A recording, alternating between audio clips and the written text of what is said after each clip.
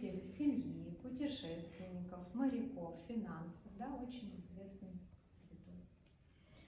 Знаете, такой может быть факт из его жития, когда его самого крестили, он был еще младенцем, он простоял в купели на своих собственных ножках 3 часа, чтобы отдать дань Святой Троице.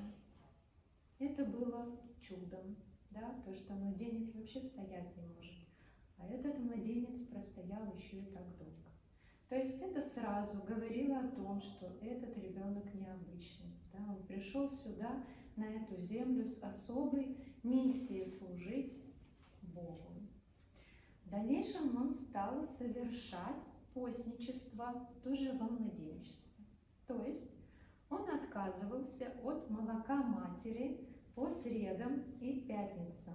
Это постные дни в православии. В эти дни он либо крепко спал, либо плакал, что угодно, только не питался.